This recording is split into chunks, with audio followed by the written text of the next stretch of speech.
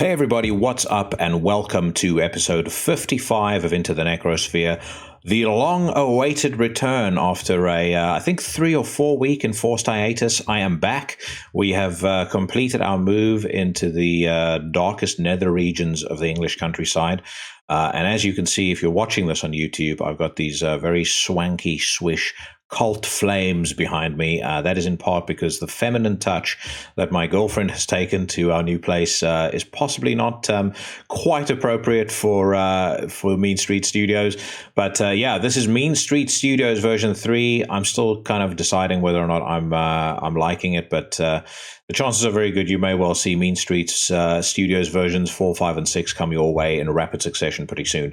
The big news of this show, however, is that I am talking today to Tim Pope of the Amenta, the great and powerful Tim Pope, and I was so chuffed when I found out that the Amenta are putting out a new record next year and that they'd signed with Debemur Morti Records, a fantastic label that I've spoken about many times on the show. So Tim was on hand to talk about that as well as a whole lot more beside. Before we get to that, however, it is time to talk demo, and my demo of the week is a band who hails out of French Polynesia called Te Ruki. They were recommended to me by my friend Rick Eaglestone. They've got a 5-track EP out on Bandcamp called Etika Metal. Really cool, I would say second wave influenced black metal, but with this kind of French Polynesian tribal twist to it. You're going to see what I mean in the next track I'm going to play. This is a song called Evero Tahi.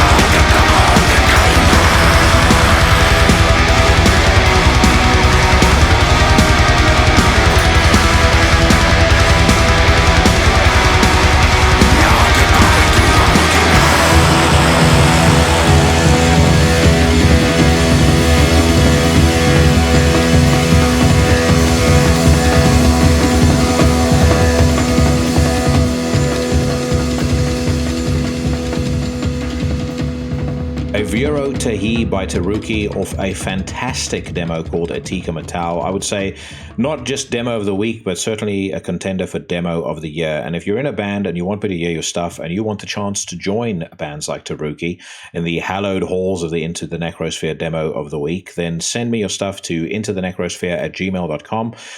Or reach out to me on Instagram, Facebook, or Twitter. On Instagram and Facebook, I'm simply at Into the Necrosphere, and on Twitter, I am at iNecrosphere. If I like what I hear, I'll play your stuff, and if I really like what I hear, you might get an invite to be on the show. Speaking of which, I have got a trove of great guests lined up for the next couple of weeks. Adam from Alchemist and the Levitation Hex is going to be my guest next week. I've also got in the pipeline Mike Hill from Tombs. I've been talking for quite a while now about the new Tombs record coming out. Going to be great to catch up with him again. Jeremy Wagner is going to be my guest for the final installment of my top 50 favorite death metal bands countdown. And then I've got two pretty big guests for my two-parter Best of 2020 series. One is going to be Kelly T of Kelly T Reviews. Really, really keen and excited to catch up with her about some of her favorite stuff this year.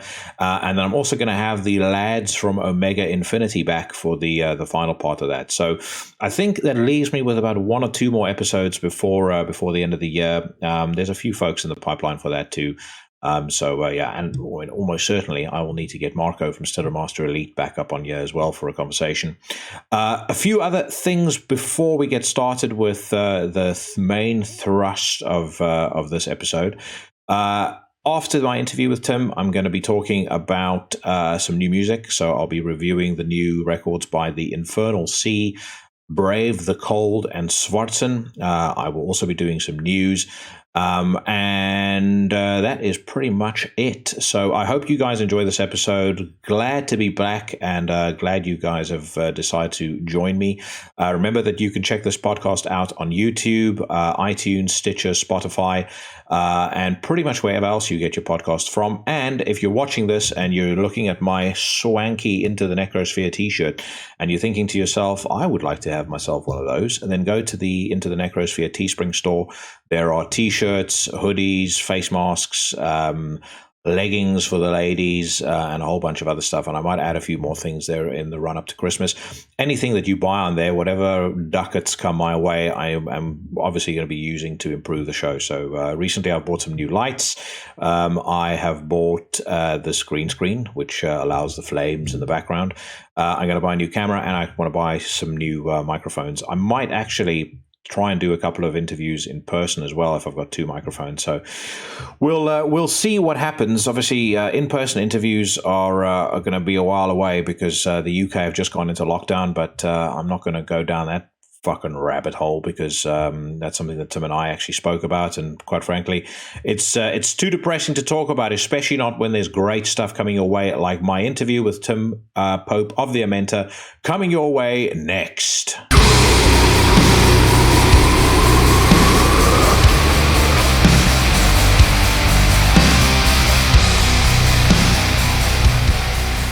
I'm gonna hit record. This is the first time that I'm recording in Mean Street Studios Mark II, or actually Mark III, because the last change was when I swiveled the camera slightly to the side.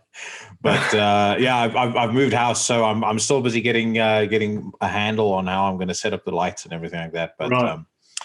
It will also be the last time that the effeminate backdrop is allowed. I based on the flowers and all the malarkey that my girlfriend obviously is going to decorate the house with, I decided that's not necro enough for a show like this. But thanks very much for coming on the show, man. I'm going to have to start by probably talking about what everybody on every interview talks about nowadays, and that's how things have been going with you during lockdown and since the World Up ended in April. You guys are based in Sydney, if I'm not mistaken, right? Well, it's a bit all over the place. I'm in Sydney, or actually now just out of Sydney. I'm a couple of hours out of Sydney, but we've got Kane, the vocalist, is in Perth, which is basically as far as you can get away from me in Australia. Yeah. And then we've got Dave, the drummer, is in Melbourne, and then Eric, the guitar player, is in Adelaide, and Dan, our bass player, actually lives in LA at the moment. So we're all over the place. Yeah, yeah. And what's things been like in Sydney? Because I know from everything that I've seen in Australia, I know that the where it appears to me like maybe the authorities have been most heavy-handed has been around Melbourne and Victoria generally. But Yeah. I got the impression that in Sydney they may be a little bit more sensible. Yeah, it wasn't too bad here. We did lock down back in, I think, April maybe, just for a couple of weeks. So I got young kids and they were doing school from home and I was teaching them and all that sort of stuff. But Yeah. that was only a few weeks. I've actually been working from home since March anyway, just because there's only a few of us in the office and we just thought, why not? Yeah. So yeah. to me, it hasn't really been a massive change. But Sydney itself it's kind of pretty much back to normal now. It's pretty empty in the city. So if you go in there, and I sometimes go into the office and things there, and it's very, very quiet. But everything's still open and things are still functioning. So I think we're quite lucky in that sense. Yeah. Yeah, I know Victoria's just reopened, so they've had a more intense one. So the cops don't need to show up at food markets anymore and Yeah, that's right. rough up the citizens. Over here we're just about to go back into lockdown. So on Thursday they announced a 1 month circuit breaker, which sounds like the biggest load of bullshit I've heard of in my entire life. But obviously we have to comply. So this week I'm off to the gym for the last couple of times before the repair that I did when lockdown lifted the last time goes to waste. Yeah. I mean, fortunately, like I said, I've moved to the countryside now, so in some ways, I'm that's a blessing because you don't feel as isolated. I can walk around outside. I've got plenty of space to roam around in, and there's not. It's not like you have in the city where it really did feel like house arrest back in April.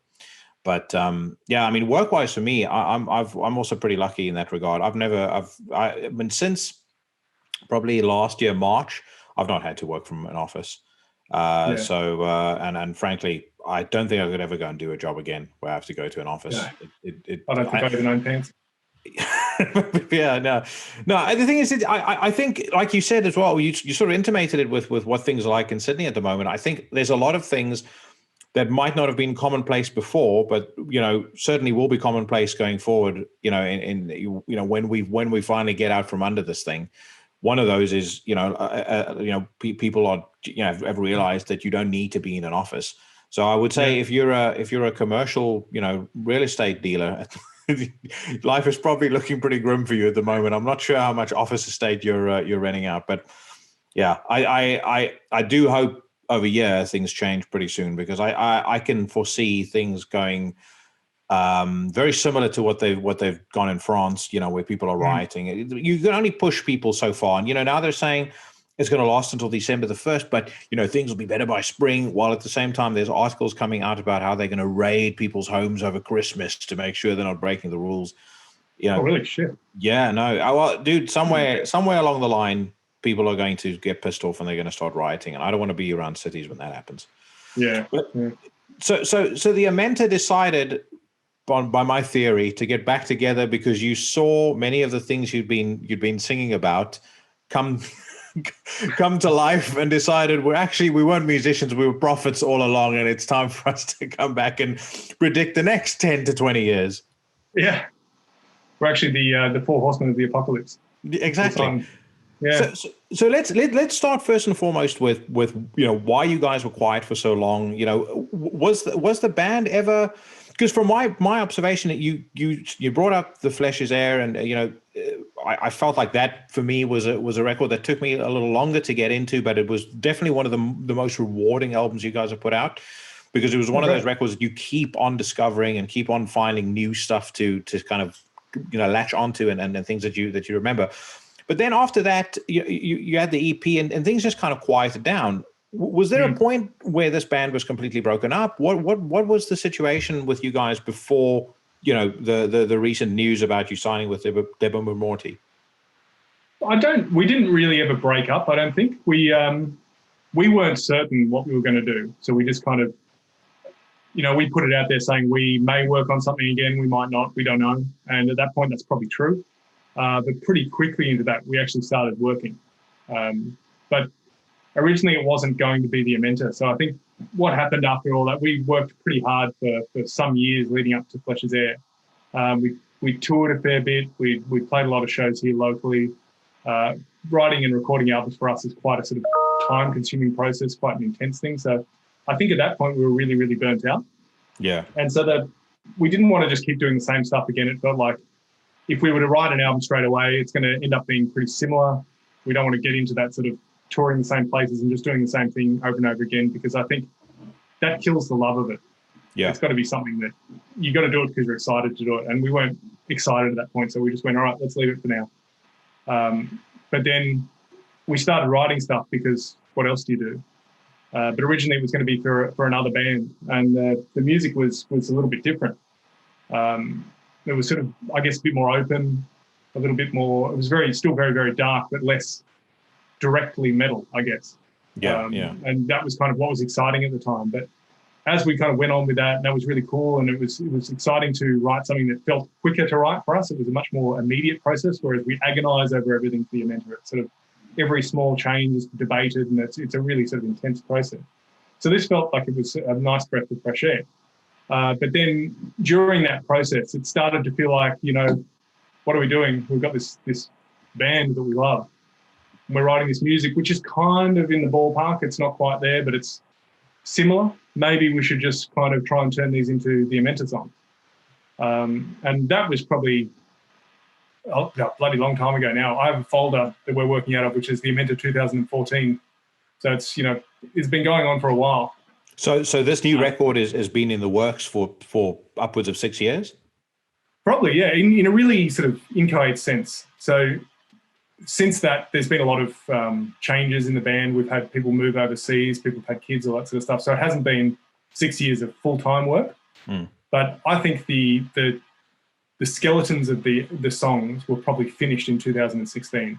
And from that, it's been a process of demoing some ideas, fleshing out things as we go. And that's been a sort of a slower aggregation of sort of stuff to make the songs. But I think we really started recording the album properly in about 2018.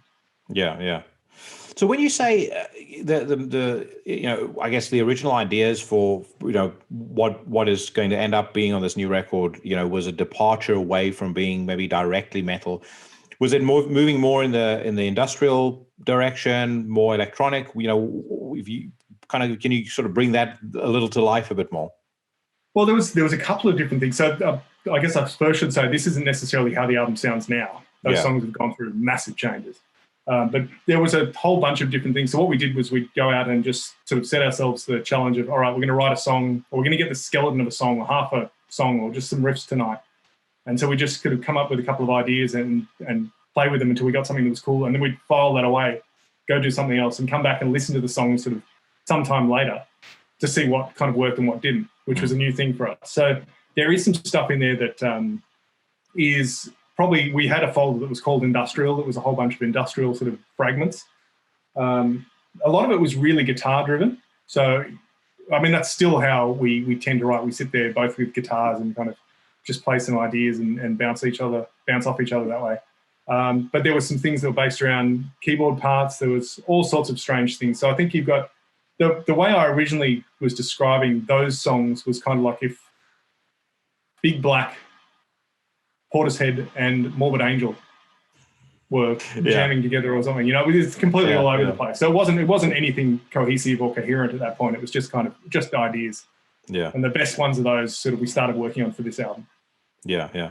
It was interesting for me when the Void EP came out. I always thought the track Void was for me, it was one of the most, in a weird way, as much as it felt like a bit of a departure from the direction that you guys had been on, it also felt to me like the most fully realized Amenta song that you guys have put out to date. And every time I listen to it nowadays, I still get that. It's kind of, it was interesting you mentioned Portishead, because I could almost sort of feel like that sense of sort of melody from maybe some of Portishead's darkest songs, in with this really sort of grandiose death black kind of vibe.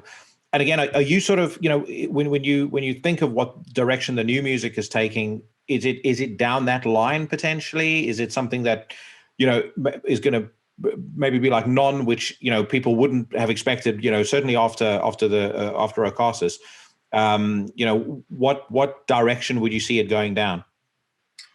I think there's aspects of Void with the big melody and the atmospheric side of things. That's definitely in there. Yeah.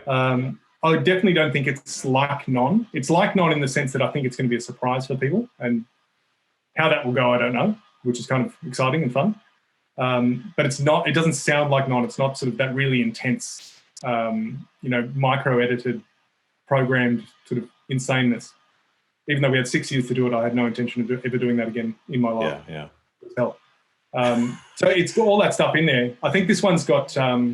I don't want to give away too much or kind of set up any kind of expectations for it, but I do think it's going to be an interesting one. I think people who are interested in the journey and the more strange aspects of our band are going to really enjoy it. Yeah, I think people who are into us for just, hey, that drummer plays fast and they're heavy, there's still that in there, but I don't think they're going to get as much out of it. Yeah. And it lines into something I've spoken about on the podcast many, many times, and it's this idea, and I can't remember where I came on it. I might have been talking to Mike from Tombs about the new Tombs record, but talking about like an artist's honest expression at the time, and how I would much prefer that someone just stick to what they want to do rather than doing what they think fans expect them to do. I think like the new Al Nathrak, I went on a tear on a couple of weeks ago, because I feel like that's a record that was complete paint by numbers and Al Nathrak, and it sounds to me, I know a lot of people like it, and I know I might be in the minority on this, but it sounds to me like the band is bored, or were bored when they were putting that album together. Right. And it's kind of the same with the new Paradise Lost. As much as Paradise Lost is one of my favorite bands, it feels like they were bored writing a lot of the kind of death doom stuff that's on the new record, and you can just hear kind of a more palpable sense of excitement when they're doing the kind of going back to the gothic rock metal kind of stuff that maybe they did 4 or 5 albums back. What's interesting for me with the Amenta, it was such a massive departure from Ocasys to Non, but I felt like Non worked because that's it. Having spoken to Eric around about the time that album was being written, it felt like that's where your head was at the time, and you guys wanted to make that breakaway. And you did. I guess the break came naturally rather than writing a direct follow up to Ocasys. And what I'm sensing is kind of this is exactly, this is the same kind of vibe, the same kind of feeling. Except that this time around things are happening maybe a little bit more spontaneously.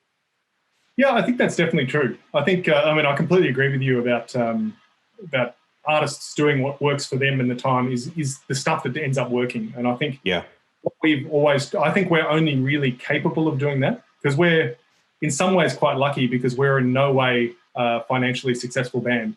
So there's my mortgage doesn't... You don't drive a Lamborghini? Only a very small one. It's a little Matchbox one. You haven't upgraded to the SUV yet. Not yet. Yeah. There's no benefit for us to hedge our bets and try and please anyone because it doesn't really make much of a difference. It's just harder for us to write. The whole process of us writing is we play around with something and then something sparks and you go, oh, fuck, that's interesting. Let's do that. And it's just that process of finding the thing that is exciting at the time. And that's, I think, where Non happened was...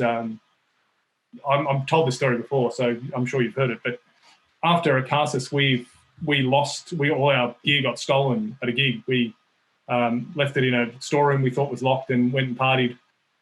Actually flew back to Sydney from Brisbane and thought we'll just send a courier to get it. The courier turned up and it wasn't there, obviously. I mean, fuck, no shit. Fuck, I never knew that actually. Oh, yeah, that's probably one of the main reasons why Non turned out the way it did was we had all these tricks that we learned out of Ocasys and we didn't have them anymore. So there was a synth we used all through Ocasys that had these little tricks that you could do with filters and it was a really sort of unique thing. And that was gone. So it was like, oh, well, there's that sound we like and we can't do it. So let's find other ways to get other sounds we like. And so Non was really in the box because all our gear was gone. So we were doing it all in computer. We bought some soft synths and things like that and we're playing with that sort of stuff. And that was the stuff where, while mucking around with that, because we didn't really know what we were doing, we were just playing with things, you'd get a sound or an idea and that became really exciting. And that was the spine, if you like, of Non. that's kind of what it was all built around. And the same process for Flesh is Air. That was finding the thing that was exciting at that time, which at that point was once again a more spontaneous thing. So that was one where Eric actually wrote a lot of the guitar riffs by himself that time, and I kind of came in with my stuff and just thought, well, I don't want to do what I did for Non and sit there and program things and audition sounds for fucking hours. So I tried to do something where I could play in through my live gear, and I had violins and all sorts of stuff playing into my live computer and then affecting it with knobs and in real time. So that was sort of exciting for us at that time. That's why Flesh is Air turned out that way. And I think this new one is the next version of that. So it was mostly written when we were all, or Eric and I at least, were living in Sydney. And then Eric moved to London, and we recorded most of that while we're all sort of spread out all around the world. And so our processes were very different, but a lot of it was kind of sending stuff, and I'd just sort of get my parts, send it to the guys, anything that sort of they said, oh, that's really cool, that's exciting, you'd kind of work with that or play with that, and they'd send the same to me. I'd get a guitar part and go, yeah, that's awesome, do that part. And so you just kind of bounce off each other a lot more. And I think because we were so far away and we had to respond to files really, really quickly, the process was a lot more spontaneous in a strange way, even though we have this time difference and probably actual time between when they send the message and I receive it. Yeah. But because you're responding in chunks, you kind of sending this really sort of obvious, discreet thing. I really like this bit. There's none of that usual mucking around with, hey, let's go to the pub and all that sort of stuff. So it was a really different process, but I think we got that really a strong album out of it. Yeah, and I guess that that probably takes out the opportunity to be diplomatic as well. So if you don't like something, you're quite straightforward with, I don't think this part works, it's rubbish. Does that create an element of friction in the creative process? Or are you guys kind of comfortable enough around each other where nobody's going to take offense if someone says this is crap? I don't like it. I think we're pretty good. We've spent a long time sort of doing this and working together in a way that we know how to talk to each other without it being too much of a drama. Things still come up, and obviously when you're talking over, WhatsApp or whatever, sometimes the actual tone doesn't come out. So there are occasional things we have to go, hang on, no, that's not what I meant. Yeah. But I think we're pretty good at that sort of stuff nowadays. So it's not too hard. Yeah. So one question I've been meaning to ask you for. We've been top of the list of things I wanted to ask you guys pretty much as soon as Non came out, because I thought Acasis was challenging enough. If I could, having been on stage, just a few times myself, and knowing how difficult it is to kind of keep pace with everything that's going on if you're playing music as fast. Like I said, Acasis was challenging, but Non is so chaotic and so frenzied and so fucking violent. How difficult is it to recreate that sound and recreate those songs live and actually know at all times where you are, what you're doing? I mean, I've seen clips of you guys doing it brilliantly, and I'm flabbergasted when I look at that. I'm like, I wouldn't know if I'm on stage where the fuck I am most of the time. The trick is to get a really good drummer, and as long as you start at the same time and stop at the same time, everyone thinks it's fucking great. But the truth is, we a lot of those songs we've never played live. So even a song, I was thinking about this the other day, Slave, which is probably for a lot of people the highlight of Non, is a song we've never actually played live. Just because when we've tried to play it every single time, it just hasn't worked.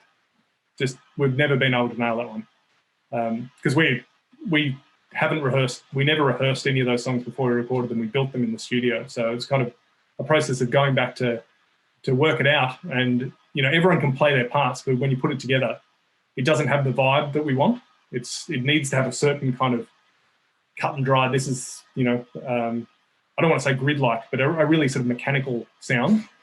But we haven't ever really been able to nail that. I mean, we haven't tried in 15 years, 10 years or whatever, but it's something we couldn't nail. But other songs we could do, and it was, for my part, for a lot of the effects and samples and things, I took individual chunks of all of the samples of Non and had to map them to a keyboard using a program called Ableton Live. So I mapped them all to a keyboard, and I had to play everything. So it was kind of like playing a classical piano piece at times, because you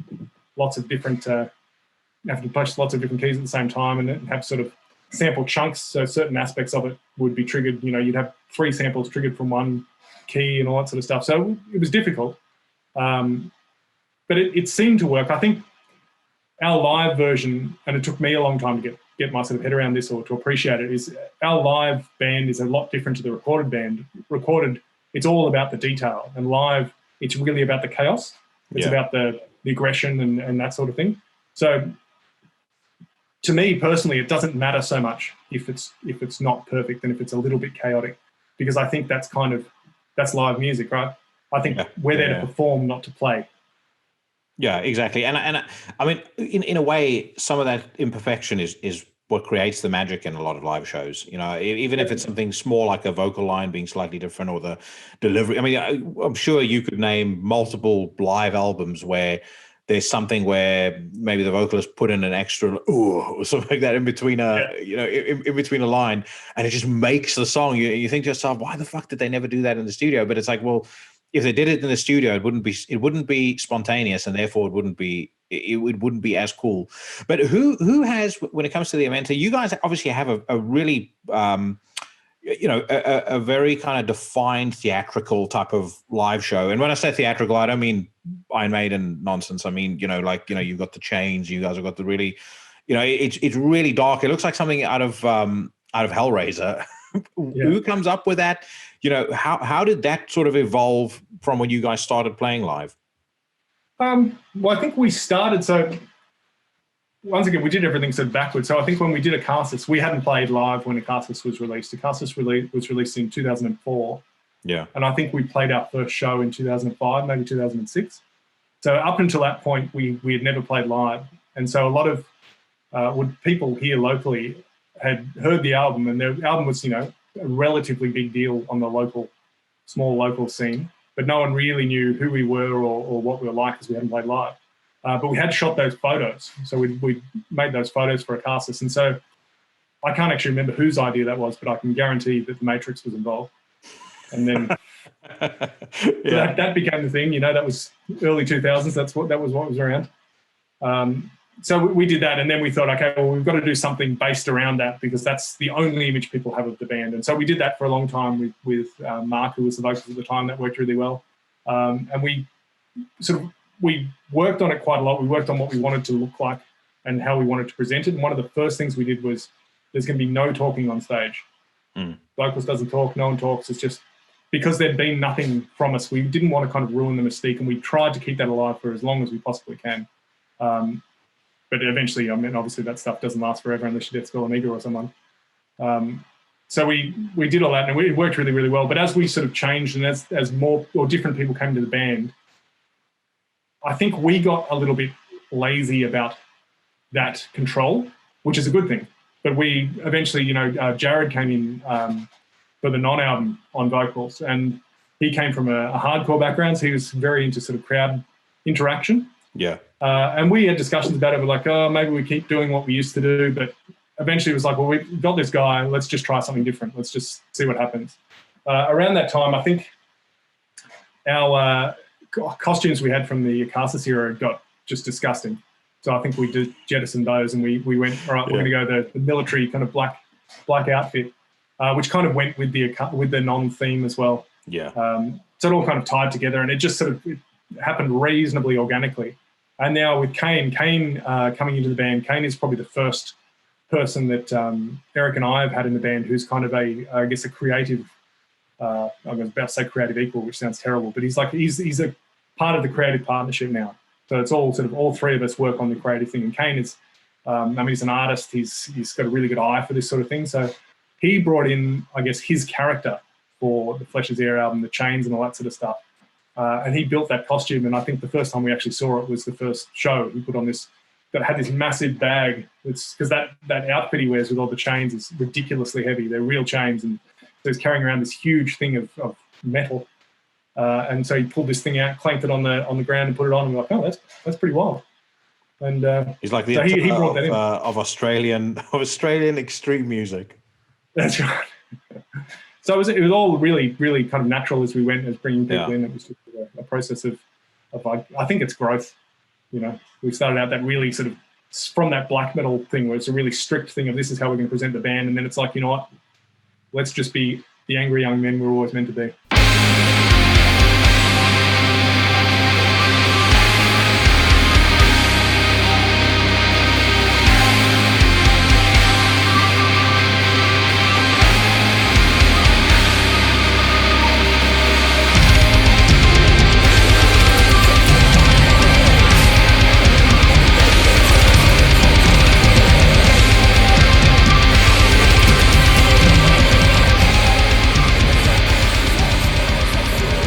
that's an interesting thing to me about black metal. I've spoken about this a couple of times, but I feel like black metal has really embraced creative freedom and creative freedom of creative expression in a way that I'm surprised that it did, but I'm glad that it did, because it's what's made the genre as exciting as it is. I mean, 2020 and again, people can correct me if I'm wrong here, but for most kind of mainstream metal, even death metal, it's been a pretty piss poor year. But for black metal, I mean, the amount of cool stuff coming out is just absolutely ridiculous, including a ton of absolute monsters that have been put out on your new label, Debemur Morti. And I was going to ask you, how did that? It seemed like such a perfect fit.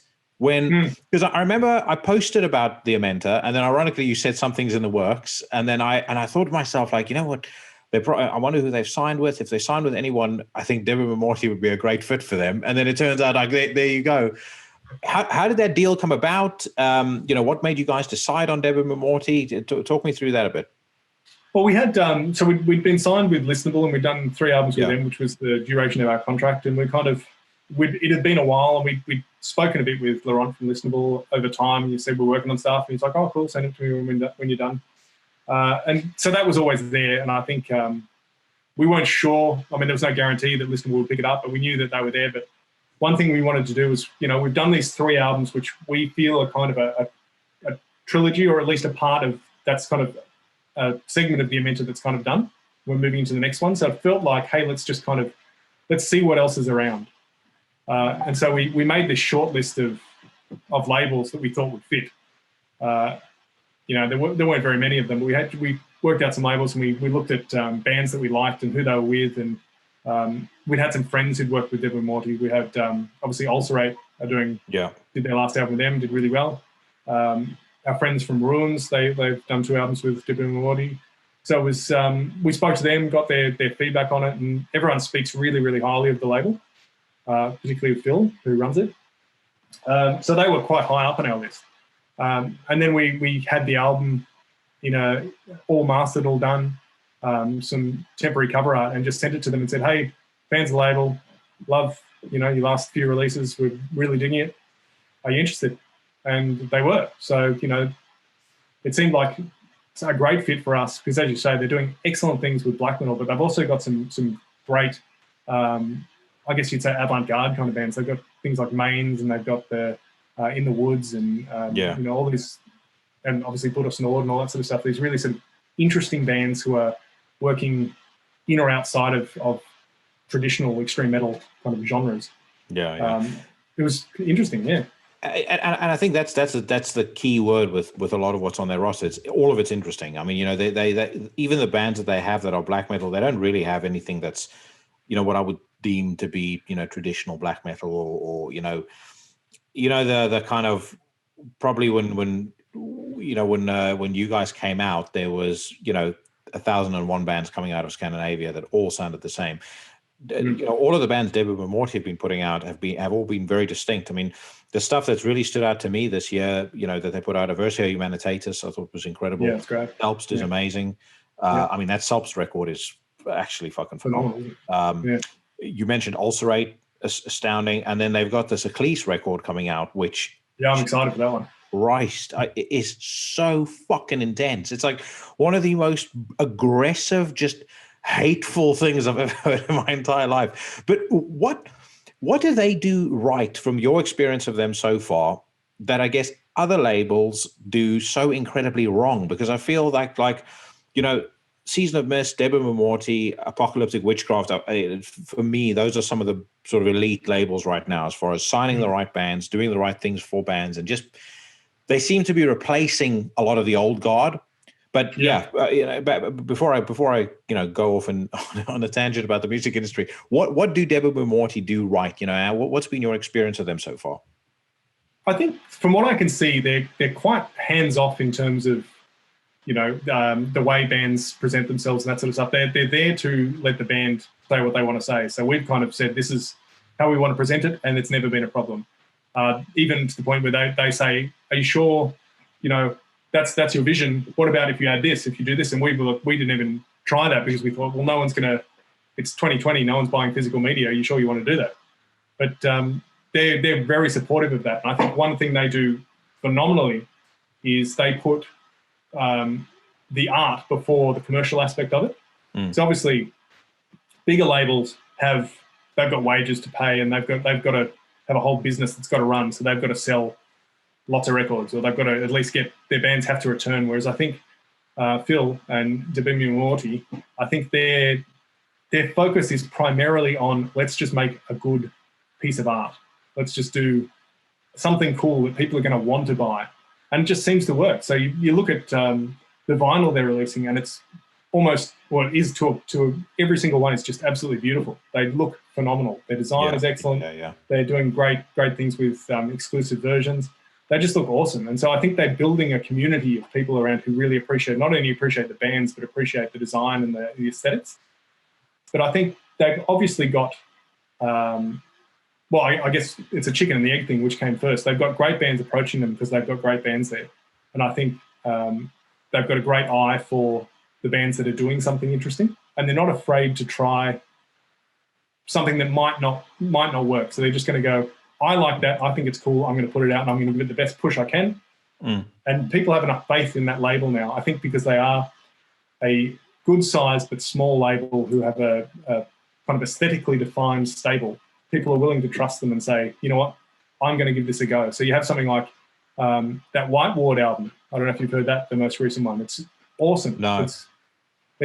They mix sort of post black metal sort of stuff with some sort of smoother jazz things. The saxophone player, it's kind of sounds a bit like the Borin and de Club de Gore sort of stuff mixed in. It's really odd, but it's great. And it's something that I wouldn't have heard, except I saw it was on the label and I thought, well, I know they do interesting stuff, I'm going to check it out, and I fucking loved it. It was great.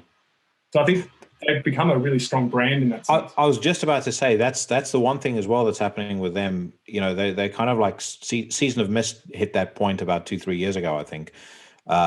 You know, and again, they supplanted a lot of labels that used to have that reputation. I mean, it used to be that if a band came out on Relapse, they were, you know, you wanted to check them out. I don't think those days are there any longer. But with Debemur Morti, they're definitely at that point now where if a band, you know, comes out under that banner, they're 100% worth checking out, no matter who they are. Saxophone, I'm not going to lie, I'm dubious of that, mate. I remember I will check it out, but if it's anything as terrible as the saxophone used on the last Satyricon album, that just killed me. I couldn't deal with it. It was so fucking terrible. I loved the album before that, the Satyricon album, and then I think I've heard that album, the new album, or the most recent one, maybe once. Yeah, I heard it once. You know what? I same for me. I know a lot of people didn't like the self-titled record. They said it was shit and slow. I liked it. I thought it had a cool vibe to it, and I got where they were coming from with it. And I would be, you know, again, I can't be a hypocrite here either and say, you know, they should have made another one like that, because I just spoke earlier about, you know, freedom of expression and bands doing what they're comfortable doing. But equally, I also have the freedom to say whether I like something or not. And that last Satyricon album was fucking dog shit, absolutely terrible. That's also, though, you know, that's the thing for me with older bands. I'm starting to. I don't know whether it's because we're growing older, but there's what's gone on. But I feel like a lot of bands have a certain number of tricks in their kit bag, and then eventually they get to a point where they run out of it, and they run out of tricks, they run out of ideas. And I think unless you come from a place where your musical palette is broad enough, or your musical frame of reference is broad enough, I think that the number of tricks you're going to have is likely to be smaller. You understand what I mean? Mm-hmm. Like Kerry King from Slayer is a great example. You know, did they? If we're really honest, did they make anything beyond Seasons in the Abyss where sentiment wouldn't have kind of, you know, given them a bit of a pass? Oh yeah, as far as yeah, exactly. You know, and by Seasons in the Abyss, Kerry King had run out of ideas, and Jeff Hanneman pretty much the same. So, you know, it's the same. When we tolerated it after some of the stuff afterwards, because, you know, there was a level of sentiment. You know, everyone grew up listening to Slayer, but it was 100% sentimentality that got you there. I feel like an El Nathrak, I'm worried are dangerously close to running out of ideas. Part of the reason I brought it up is I wanted to ask you earlier, your background as a musician, obviously you play keyboards in the Amenta. Did you have any kind of formal training? I guess, did you grow up learning to play the piano, as an example? How did you sort of journey towards where you are right now as a musician? Well, I learned piano when I was really young, so probably 10 years old. I did a few years of piano, so I knew enough to be able to play piano. I actually joined. And how did that happen? Did your mom force you? What was the? Pretty much, yes. So my mom was a piano teacher, and the one thing I regret to this day is not taking her up when she offered many times to teach me. It would have meant having to learn to play Amazing Grace and things like that, but. I could now I would put up with that if I knew how to play it. But anyway, sorry. Yeah, you were saying so you learned how to play piano at a young age? Yeah, probably actually the most formative probably part of my piano lessons was the first lesson I ever had. The teacher said, right, we're going to learn how this works. And she pulled the piano, it was an upright piano, pulled the front out so we could see the actual workings. And then I could see that you could go in there and hit the strings and do strange things with it. And that was the part was like, yeah, that's cool. And the rest of it was exactly right, learning Amazing Grace, and it was garbage.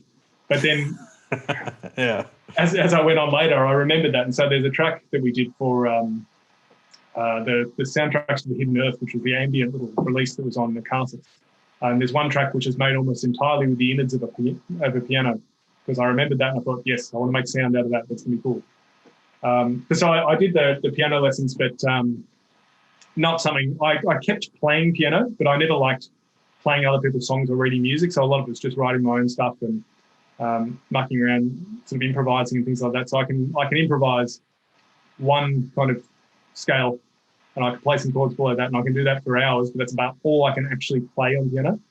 But I joined the band that became the Amenta. I actually originally joined on bass, and I considered myself a guitar player back then, but I joined the band on bass because I loved the band, and I wanted to join, but also wanted to eventually get in there and kick the guitar player out and play guitar. So Eric was the other guitar player. There's another guy called Ben, and I was like, right, I'm coming for Ben, which never actually happened. But there was another guy called Nathan who was playing keyboards at the time. And as we were kind of playing it, we had a discussion, and I said, yeah, I can play a bit of keyboards, and we sort of mucked around a bit, and the decision was made that maybe I was a better keyboard player. So we swapped, Nathan and I. Nathan played bass, I played keys, and that was kind of right at the start of the Amenta. So if you look at the first Amenta recording, which is the Micklin EP, the bass was played by Nathan, and I played the keys on that. So that was around about that time. But the last recording we did, which was probably only a year before that, for the other band, I actually played bass on. So it was really around that time. And then I guess coming from a person who didn't particularly like playing piano, the prettiness of keyboards never sat right with me.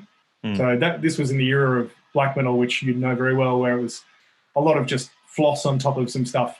You had some pretty chords, or the worst was when people tried to pretend they had an orchestra and they had these terrible MIDI patches, these GM MIDI things. Which sounded like those Casio keyboards that you give to kids for Christmas. It was fucking awful. So I knew I didn't want to do that, and I didn't know how we were going to go about not doing that. But when we sort of went along in the very early stages of the band, I think after we'd put together Micklin, but we're still writing a caster, so we're playing around with stuff. And I used to have a Metal Zone guitar pedal, which I'd run my keyboard through and just sort of punch that and make this horrible sound. And that was the kind of the start of it. It's like, yeah, that's cool. That big, loud, noisy, staticky thing, which you can't hear any notes in, but it's a big, loud noise. That I like. And so as we went, we were sort of playing with different ideas. I had a conversation with a mate, and I was telling him, this is what we're trying to do.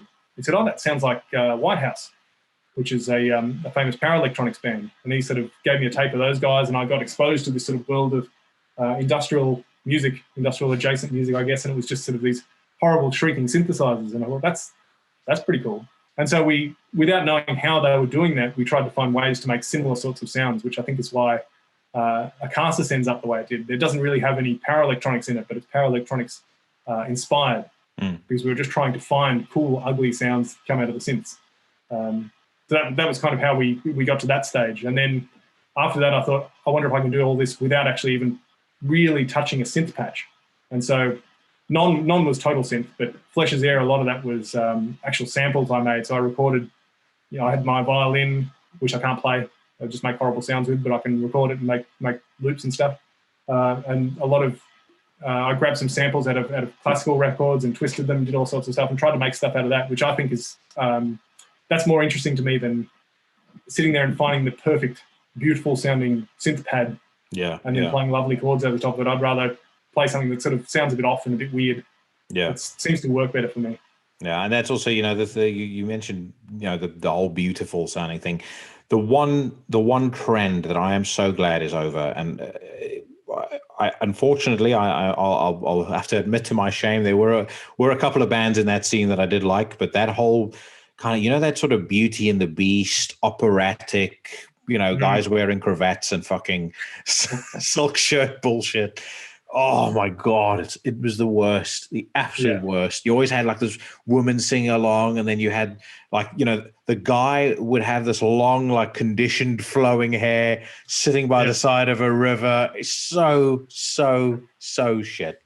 I think that's one thing that I'm glad saw its end in the 90s, really. You kind of had in 2000, metal started moving in the direction that it needs to be, which is ugly and abrasive and confrontational. Again, I think for me personally, and I went back and I reread my review of Acasis that I wrote on Chronicles of Chaos, and it's so fucking embarrassingly bad. But I still feel the same way. Like that record, when I discovered it, a guy who used to write for Terrorizer gave me just a stack of promos that he was, that he'd gone through, and he wasn't going to look at it anymore. And I was listening to all of them. A couple of very cool things there. When I listened to that record, I was just like, my jaw just dropped, because it was like almost everything that I liked balled up into one band. It was, I could hear, you could hear kind of that Emperor black metal kind of feel there. You could hear the real sort of intensity of a band like Nile, and then it had all this other extra shit on top of it as well, which I think alludes to the power electronics that you mentioned before. But that's just as a side note. But we love that review.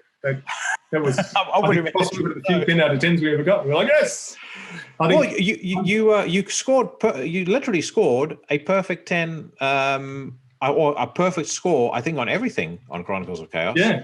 The only thing, I think Flesh's Air never got reviewed, and I was always nervous because I thought, if that gets reviewed and it gets less than a 10 out of 10, we've broken the streak. So it didn't get reviewed, I don't think. And so, I think I wasn't with him anymore. So I'm just looking now. So I gave I gave 10, I gave Acasis 10, and then David Roche gave the Meklon demo 5 out of 5, because we used to do demos with 5 out of 5.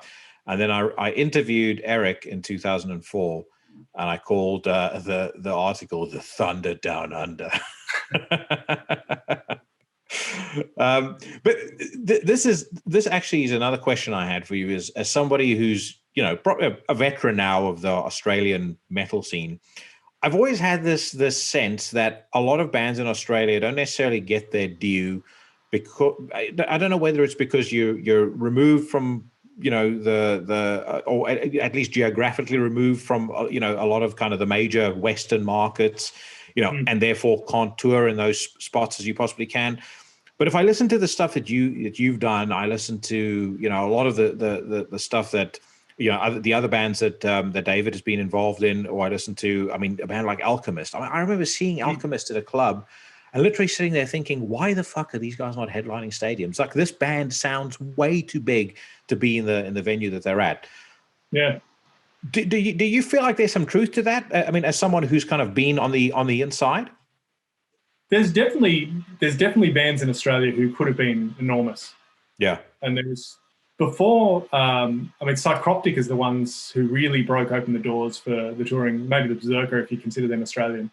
Yeah. There's those guys sort of going out there and touring and doing that sort of stuff. We're the first of the local bands who really kind of took the Australian thing and put it overseas. So they did quite well. But there's a whole bunch of bands before them who are phenomenal.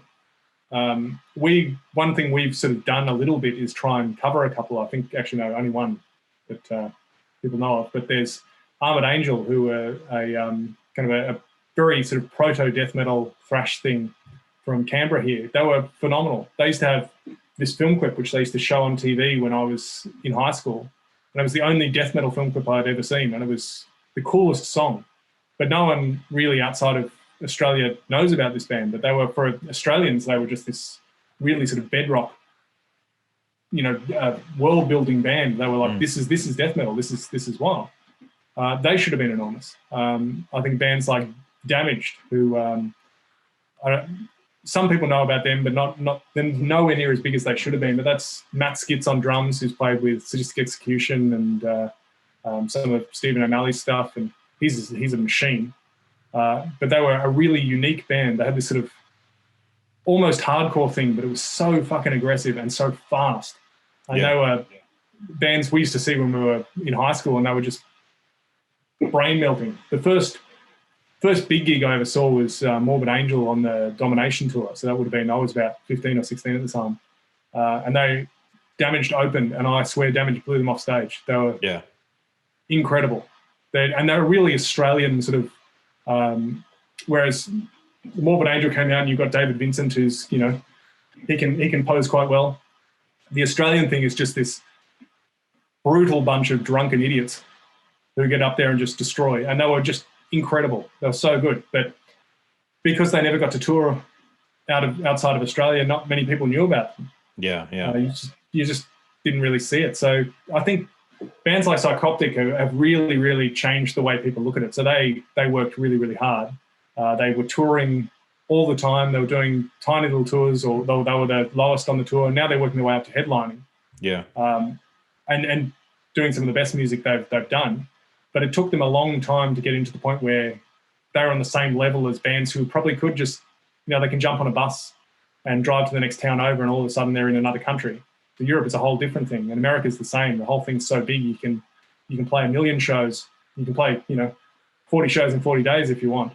In Australia, you're limited to where you can play because the population's just not that big, and there's a couple of days driving between all the places. So it's a really different thing. So for these bands to kind of get into that mindset, which I guess is born into people in Europe and America, this is something you can do. In Australia, for a long time, it wasn't something you could do. It was something that was completely pie in the sky. So when a band like Psychoptic does it, and everyone goes, okay, that is a thing we can now do, all of a sudden you're getting bands out there who are doing that. And so you're starting to get the sort of Neobliviscaruses and those sort of bands going out there and representing Australian metal a little bit more. There's still bands here, though, who are stuck in the ghetto, because it is, obviously it's going to be very different now with COVID, but there's bands here who still aren't in the position where they can spend $20,000 to fly into another country on the off chance that, in 10 years they might be able to make that money back. It's just not possible for Australian bands. Yeah. And that's the thing too, it's the cost. I'm wondering though, again, whether or not, the post-coronavirus doesn't change that potentially. Because, I think at least in terms of how people consume music, and maybe therefore how people discover music will have changed. Whereby, you can build an audience.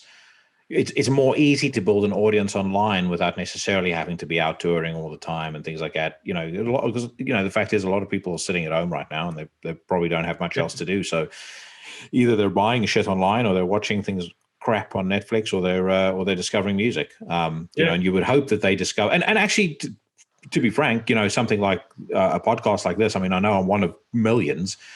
That's maybe a way people are more easily discovering music as well. How I kind of see this podcast. I have a job. I don't need to make money. I do this almost like I used to. My approach to this is the same as sitting talking to a friend of mine when I was young, back in the tape trading days. I want to be able to talk to people about music I like and bands I discover, and hopefully I discover a couple of cool bands along the way in doing so as well. But I'm wondering again if that's maybe not something that's going to help in the future with getting a lot of those names out there, because I agree with you. I think the Australian metal scene is criminally overlooked.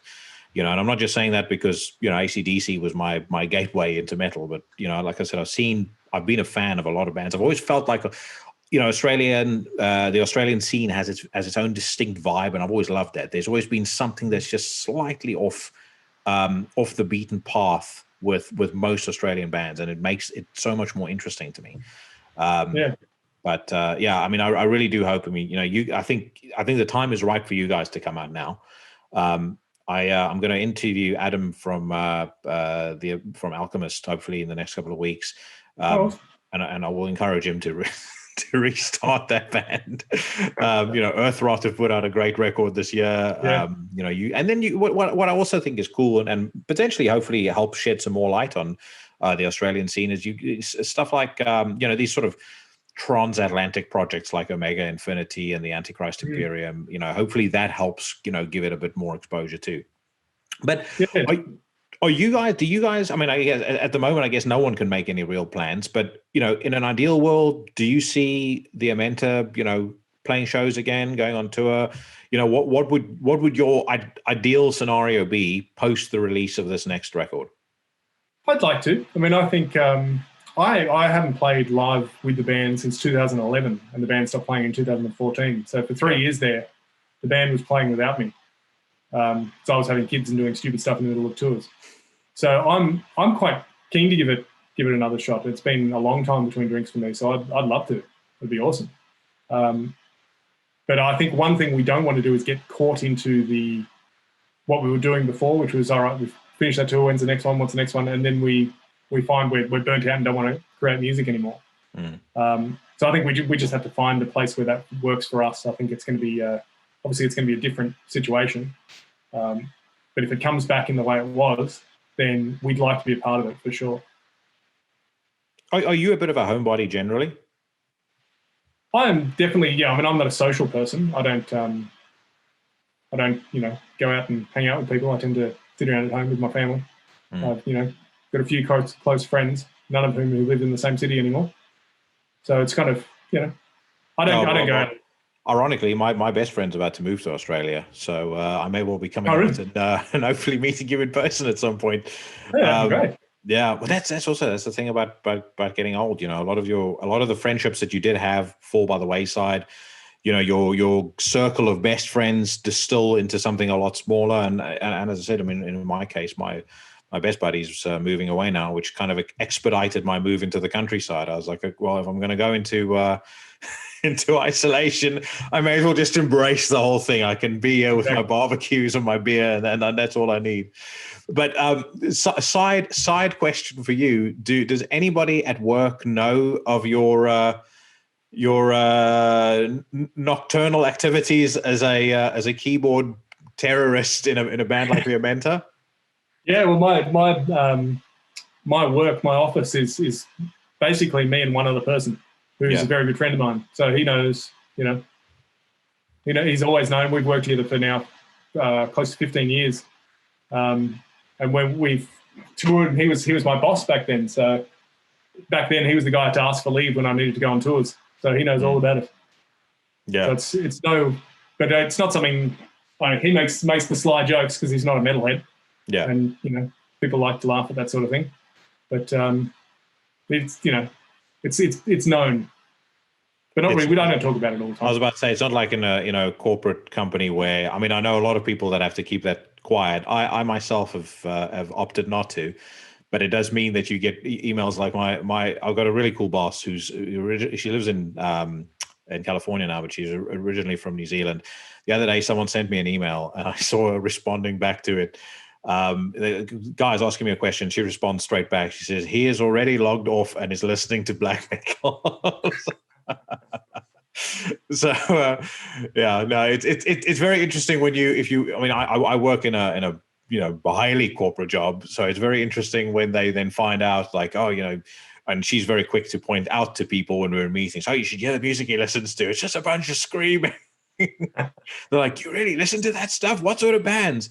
And you're like, you try and mention the more obscure stuff because God forbid they fucking look up Mayhem or anything like that. So, I listen to Achilles and, the Amenta and, Acrococker and bands like that.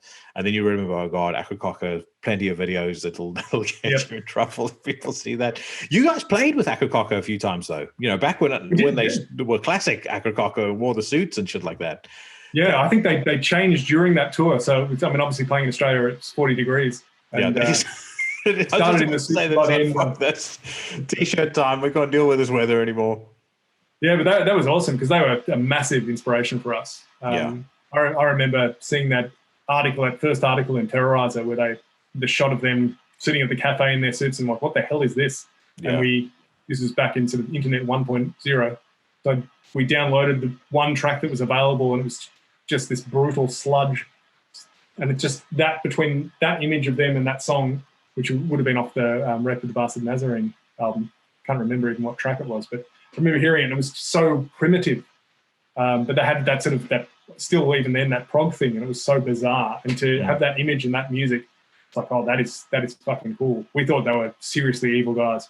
Like, that's the best. Yeah. And then you meet them and then I'd say David's a sinister dude.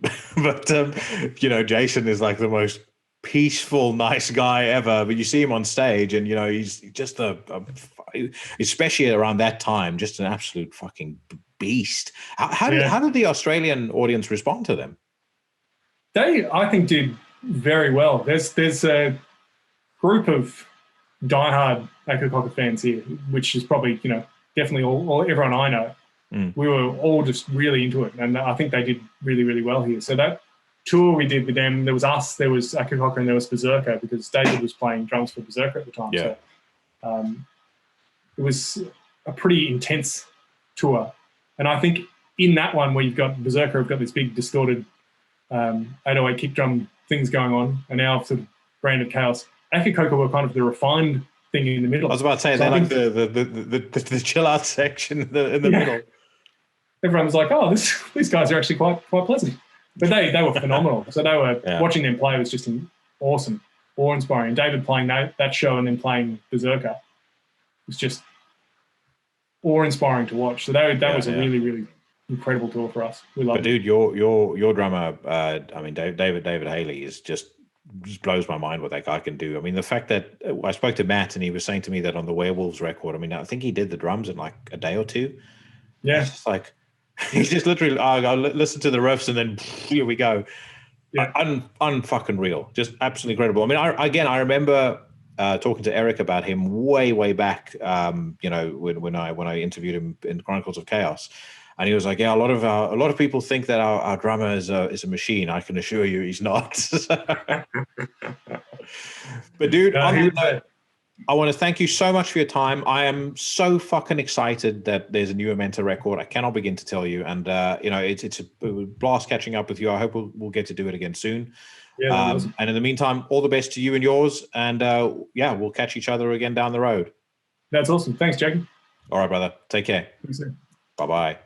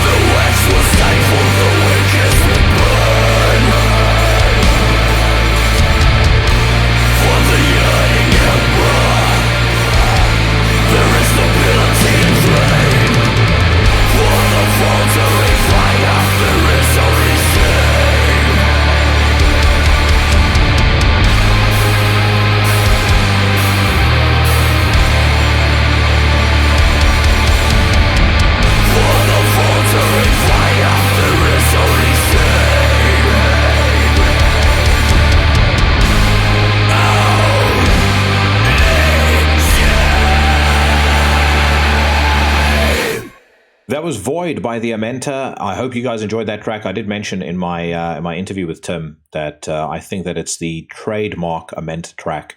And I certainly really appreciate Tim's time. I hope you guys enjoyed that conversation. He will be back, and I might get a couple of the other members on as well at some point. It would be great to catch up with Eric. Again, I think if you go back to, I did mention this in the interview, but if you go back to 2004, there's an interview that I did with Eric.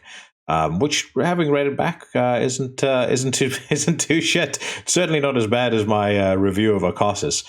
Speaking of reviews, it's time to review some new music, and I want to start with a band called Brave the Cold, which features Mitch Harris, the progenitor of Napalm Death, or at least one of its founding members, or longtime members, I should say. I don't actually think Napalm Death has a founding member anymore. So Napalm Death guitarist Mitch Harris and Devin Townsend, Megadeth, Soilwork, and Warrell Dane drummer Dirk Verburen, although I think he's been in about 910,000 other bands, have joined forces for Brave the Cold. Very interesting band. I kind of feel like there's hints of the Napalm Death groove in here, hints of Righteous Pig style grinding. I think some of the Meat Hook Seed type weirdness has made itself evident on here as well. And then there's definitely a more than a subtle nod to bands like Voivod on here as well. I know Mitch, from having read about it in previous reviews, is a big fan of that as well, or a big fan of Voivod. So really, really interesting album, Scarcity. I think it's really well produced. It kind of went under the radar, in part because of how much great stuff was coming out in 2020, in part because the new Napalm Death was coming out, and I think obviously the bigger news of the day was that Mitch had played guitar, and I'm not sure how much he contributed to the new Napalm Death, but he was certainly present on there. But when this came out, I saw him do interviews about it and knew I needed to check it out, and certainly very pleased that I did so. The record is available on Mission 2 Entertainment. Highly recommended. Here is one of my favorite tracks off the album. This is Hallmark of Tyranny.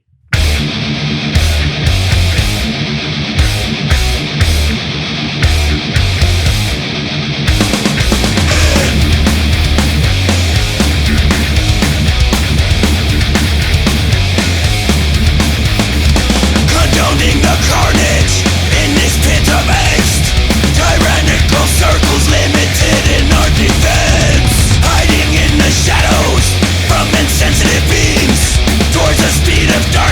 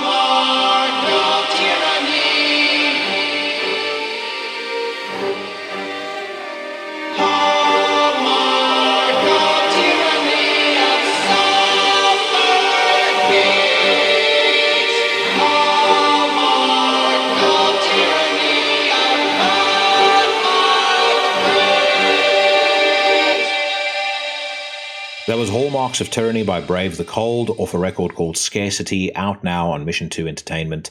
It features the stylings of Mitch Harris and Dirk Verburen. Definitely check it out. I have tried to reach out to Mitch to see if I can get him on the podcast, but that has proven easier said than done. I have to say, I kind of want to be honest with you guys. I feel like in hindsight, getting Tony Campos from Static X on the show wasn't the wrong decision, but I can tell you now, I don't think I'll ever be getting anybody from anything remotely as accessible back onto the podcast again. Just in part because having reflected on it, I think the show has a certain audience, and I think that's not a bad thing whatsoever. The audience, I would say, is probably pretty similar in mindset to what I am. I just think that I think that's something worth celebrating, and I think you dilute it by bringing on bands or musicians from that kind of stray too far outside of the cult underground grimness for which this podcast has been known. So I thought I would just mention that to you guys because it's been something that's been on my mind, I didn't want anybody to ever check out the podcast and think that I'm going to have Chino from Deftones coming on at any point in the future. I will, however, at some point have a member of the next band that I'm going to review up on the show. That band, of course, is the Infernal Sea. I've spoken a lot about how exciting I think English black metal is at the moment. The tip of the spear as far as I think this English black metal renaissance is concerned for me is Abduction and Crimson Throne. However, you can now quite comfortably add the Infernal Sea to that. Negotium Crucis is, I believe, their third full-length record. Their first one coming out in 2012 called Call of the Augur. In 2015, they put out The Great Mortality. I actually really took note of them on their last EP, which is called Agents of Satan. Brilliant name for an EP, which came out in 2017. And then Negotium Crucis really started to get on my radar because Apocalyptic Witchcraft, I would say an ally of Into the Necrosphere in terms of labels. They were really pushing it very hard. And so for a while now, it's been a record that I have really been looking forward to. And unlike Muck, like the new Anal Nathrak, it does not disappoint. Not whatsoever, actually. If you don't know the Infernal Sea, it's certainly a throwback to a certain degree of the kind of primitive, grim black metal stylings of the early to mid 2000s. But they throw in, particularly on this record, a lot of really interesting stuff. You'll hear grooves that are kind of almost bordering on being hardcore. You'll hear doomy bits who get influences from bands like Celtic Frost, particularly on the title track, which is the song I'm going to play. But it all hangs together really, really well. This is a band that knows how to do something, or how to be fast and furious in one breath, and then right at the point where other bands might have let that piece linger on and get boring, they'll change things up and they'll do something completely different. And I really applaud them for that. I think this is a fantastic record. I think it's the most well-realized album in their discography so far. It's expertly performed. I love the production. I love everything about it, and I will put my my bets down on it right now that this is most likely going to be in my top 20 of 2020. Here is the title track off a fantastic album. This is Negotium Crucis. Bye.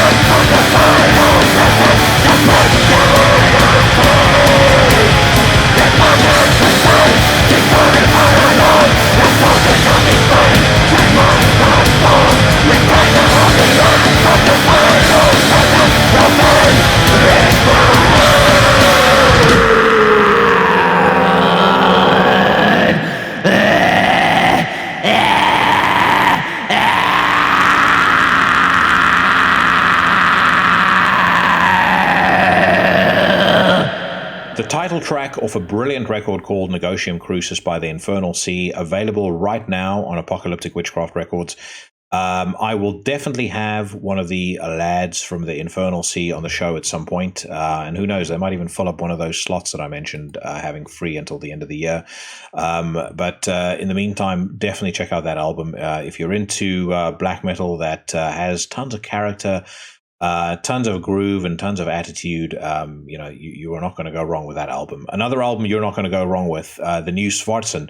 And I have to say, as much as I've been excited by the English black metal scene, I've possibly been writing off the Swedish black metal scene a little more so than I ought to. I've not been, and that's fairly well documented, I'm not the biggest fan of bands like Watain. And I think for that reason, I probably made the mistake of pretty much ignoring Svartsyn's last record, the one that came out in 2017. It's called In Death. I will not make the mistake again, because I was reading the excellent Invisible Oranges website. They mentioned that Svartsyn's 10th record, Requiem, was out.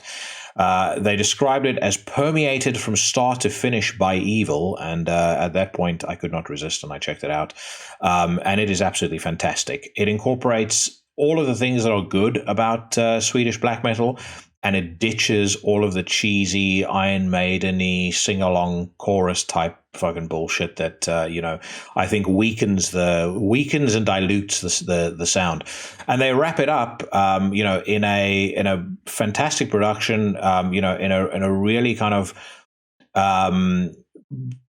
deep fried, grim, primitive production and performance. But one that really suits the music and really suits the atmosphere that they're trying to create. I mean, this genuinely does sound like it's permeated by evil from start to finish, as well as a touch of progression. Every song on here is 6 minutes plus, but it never gets boring. So like I said, it's lengthy, it's challenging, it's a punishing album. It's available right now on Carnal Records, and here is a song for you. This is called Inner Demonic Rise.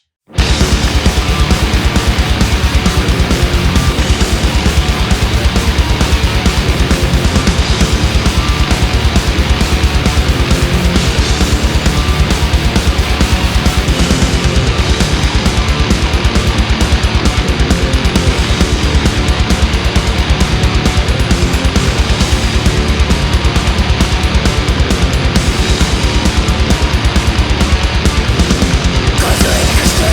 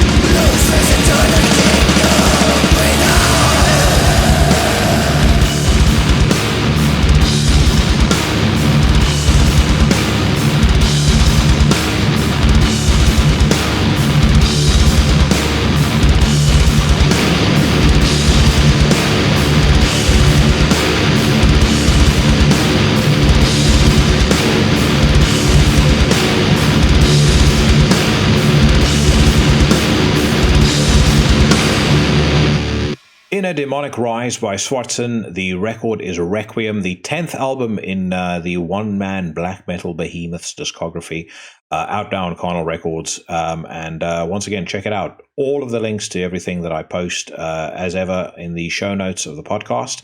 And as I have said many times, one of the easiest ways in which you can get guys to come on the show, or agree to come on the show, is if you mention to them when you buy stuff from them that you heard about their music on Into the Necrosphere. Right, on that note, let's get on to some news. And the first bit of news is that Scour, the black metal band featuring one Philip, I think his middle name is Horace Anselmo, of Pantera fame, has debuted a song off of their forthcoming EP. The EP is going to be called Black, and it's out on Black Friday, November the 27th. I am a massive fan of Scour.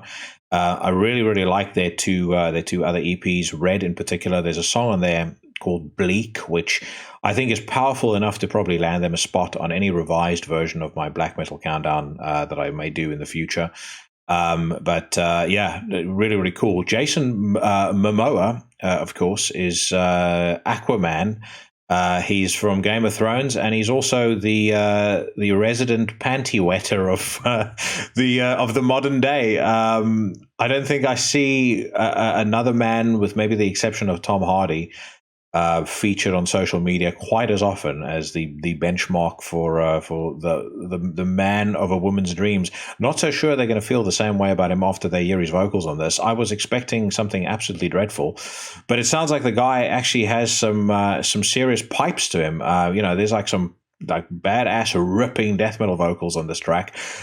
Speaking of ripping death metal, this track also features a guest guitar solo by Eric Rutan of Morbid Angel, Hate Eternal, and Ripping Corpse. But it's very, very cool. Another thing I noticed on here, apparently the EP features a guest appearance by Pat O'Brien of Cannibal Corpse, which makes me wonder if, what's happened with his legal problems. I mean, that was just such a sad, sad thing. Obviously, I don't know the guy. I've never met him before. So I don't know what had happened or what caused him to have the meltdown that he did. But, clearly he wasn't in a good place at all. And I think that's putting it mildly. I hope he's gotten the help that he needs. But, from what I could tell, I think... I think treatment was going to be one thing. Another was going to be the ramifications of what had happened whilst he was in this state. So, yeah, not sure what happened there. Another thing I noticed that I thought was interesting is that the Scour EP is coming out on Nuclear Blast. This is also apparently the final in their EP trilogy. I don't know whether that means that now that they've signed to a bigger label and not putting stuff out on Housecore, that there's a full-length record coming out at some point soon, but we shall see. I certainly hope so. And, again, hats off to Phil Anselmo. I've spoken about this before, but this weird millennial obsession with hating on Pantera, I think, is the dumbest shit on the face of the earth. If you were of my generation, Pantera was, one of the bands that led you into the darkness. And Phil Anselmo is, I think, an incredibly, firstly, a misunderstood artist, but, he is an artist. The guy is exceptional at what he does.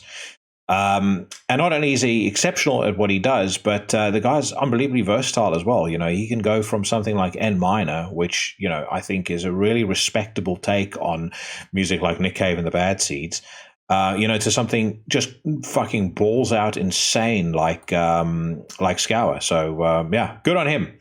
Carcass, new EP out. I have to tell you, even though I've not completed my countdown of my favorite death metal bands just yet, I think this new Carcass song is so poor. I think in any future revisions, it might actually cost them a spot. I know Necroticism is fantastic, and I like Reek of Putrefaction as well, even though a lot of folks might not necessarily agree with me. But this new Carcass track, I could barely stand for more than about 5 seconds. I sent Marco a message, and I think he was in agreement. Just utter rot. And speaking of rot, this new Sodom track is just as bad. So German thrasher Sodom have just premiered the lyric video for the song Indoctrination. It's taken from the band's upcoming album Genesis. I I listened to this, and I don't know whether I can't even remember what the band is called anymore. But the former drummer of Lamb of God, Chris Adler's band, that I mocked a couple of months ago for having some absolutely diabolical lyrics that sound like they were written by a 12-year-old. This new Sodom album is virtually the same. And, I know that there's all sorts of things to rail about in modern day life, including indoctrination by the mass media and all the old tired bullshit. But man, I do sometimes, maybe it's because I've been listening to this music for, over 3 decades, but I do sometimes get sick of hearing about the same old shit over and over and over again. And then whilst saying that, I instantly realize how hypocritical I am, because I don't care about, hearing about Satan all the time. Anywho, let's move on. Psychroptic, new EP coming next month. I spoke about Psychroptic with Tim on our interview. Obviously, David Haley is the drummer for this band. But great news. I've listened to that track. It's excellent. The new EP is called The Watcher of All. It's going to be out on November 27th on Agonia Records. Crazy, by the way, how this year the releases keep coming thick and fast. Obviously the new Tombs is on its way. The new Ecclese, which I am literally drooling over, is coming out on the 14th of December. And then, bands continue to kind of push out new stuff. There's a lot of these EPs coming out, and a lot of it's really, really cool. And I still contend, as much as 2020 has been one of the most incredible years for dark black music that I can imagine or that I can recall, I think 2021 is just going to be fucking nuts, because what else has people had to do but sit at home and write music? I'm looking forward to hearing the whole of that. I think Dave Haley is a phenomenal drummer. The fact that he can do what he does on something like the Amenta and Werewolves, it blows my mind. The guy's incredible. Dimmu Borgir, new full length in the making. Yawn. That band, I don't want to hate on them, but they have yet to do anything since Spiritual Black Dimensions that I find truly interesting.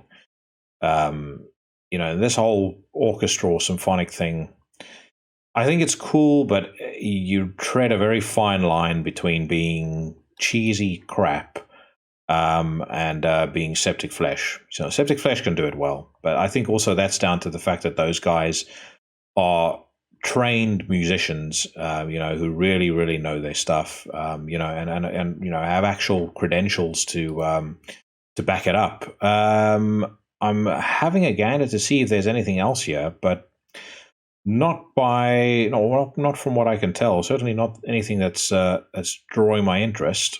So let us move on to Blabbermouth, or as I have called it in the past, and will continue to refer to it as, the Democrat wing of the rock music scene, alongside old Merle Alderslade and the losers that make up Louder Sound, or formerly Metal Hammer.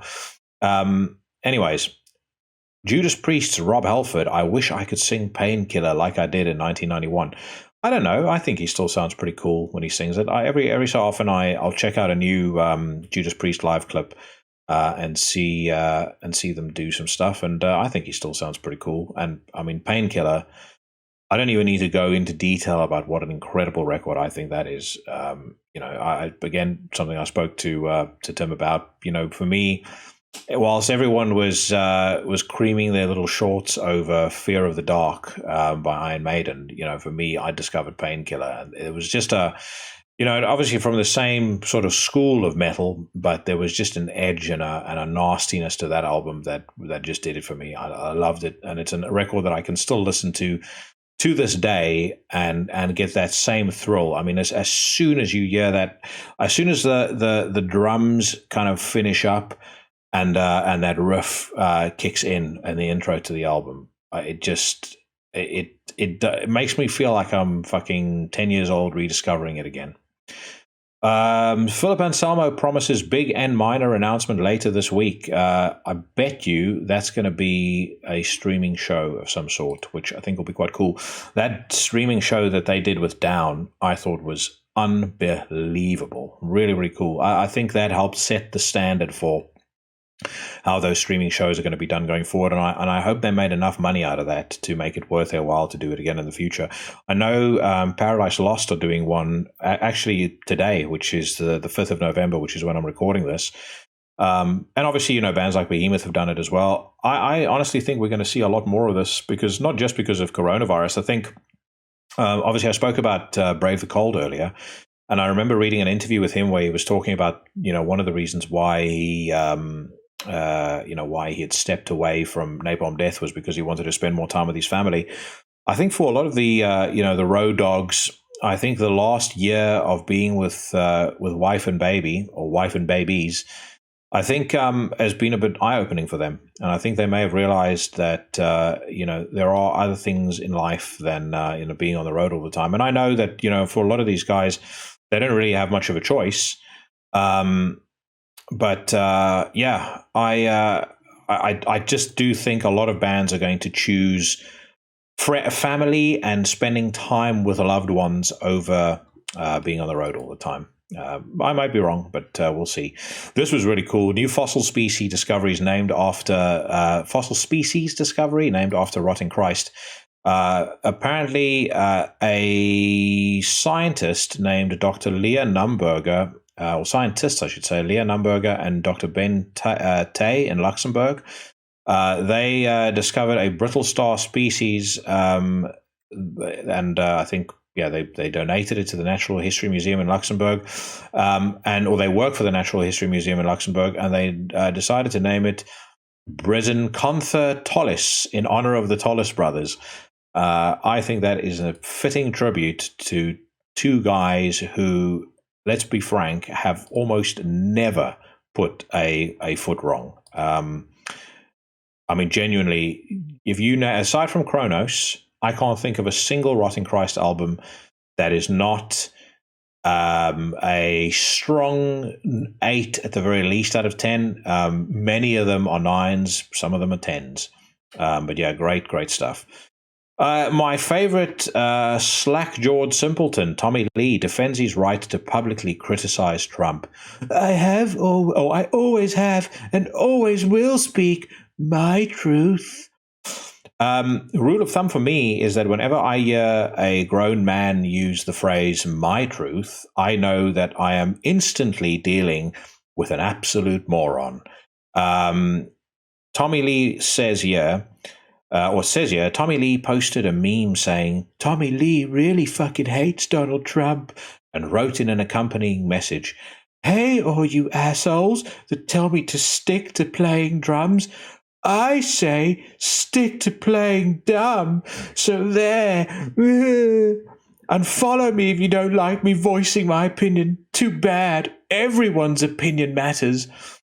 I'm not sure that Tommy Lee knows how social media works, because if he finds or he takes offense to people who call him out on his opinion when he posts in a public forum, then perhaps he should create a private account where he can post whatever he wants, and he can select who surrounds or who is able to comment on it, or turn your comments off. Apparently Tommy doesn't get how social media works. I've said many times before, you're more welcome to say whatever you want about whatever you want, but don't be surprised if people take issue with it. If I go on a drum forum and I post some bullshit about a particular drummer or a particular drumming product or whatever the case may be, I talk out of my ass according to half the people on the forum. Of course they're going to call me out, and I have no right to sit sobbing and crying about it. I injected myself into the public conversation by making that post, and so it stands to reason that I'm going to get some backlash. What's this? Lee's latest outburst comes less than a month after he swore he'll move to Europe if Trump is re-elected. The drummer told the Big Issue magazine that he will relocate to Greece, where he was born, if Trump wins the 2020 election. Dude, I swear to God, if that happens, I'm coming over to visit the UK, he told the UK publication. I'm out of here. I'll go back to my motherland, go back to Greece and get a house on one of the islands. Yeah. Obviously, the election malarkey is carrying on as we speak. We'll see what happens with that. I'm not going to really talk about that sort of shit, just partly because I don't want to get into any discussion about politics on a show that's not about politics, but we'll see what happens. We'll see what the consequences are of it happening. But I do know this for sure: between all the drugs and between all the fucking booze, I will question the operability of Tommy Lee's mental faculties. He does seem to me to be in the early stages of dementia. Man who burned churches in efforts to raise his profile as a black metal musician sentenced to 25 years. What a fucking idiot. Look, I mean, you see the pimples, you see the look of complete and utter stupidity in his face. The sloped shoulders indicate that he is yet to lift anything heavier than an Xbox controller for the majority of his life. It says, a 23-year-old black metal fan was sentenced to Monday, November 22nd in the Western District of Louisiana to 300 months imprisonment, followed by 3 years of supervised release for intentionally setting fire to 3 African-American Baptist churches because of the religious character of those buildings. Holden Matthews was also ordered to pay a restitution of $590,000, or $590,246,000 to St. Mary Baptist Church. Jesus, he's going to be paying money out of his ass for the rest of his days. Speaking of ass, he's gonna have to learn to use that thing when he's in, at the very least, defend that thing when he's in prison. Stupid is as stupid does. Axl Rose urges his followers to vote for democracy and the future of our country. On the Blabbermouth Facebook page, somebody posted a hysterical comment on this and said, now I know that both Axl and Biden vote in favor of a Chinese democracy, which I thought was fucking brilliant. And on that note, we are going to be finishing this week's installment of Into the Necrosphere. I hope that you guys enjoyed that. I am back and pleased to be so, and I'll be back next week again with Adam from Alchemist. Really looking forward to talking to him. I am such a fan of that band. I think, as I mentioned to Tim in the interview, in my view, one of the most underrated bands possibly of all time. So looking forward to that, and looking forward to doing all of the other usual shit that we get up to. So wherever you are, whatever you're doing, I hope that you're safe, well, and healthy. From the mean streets of Hungerford out in the middle of bumfuck nowhere, I am wishing all of you guys a fond farewell.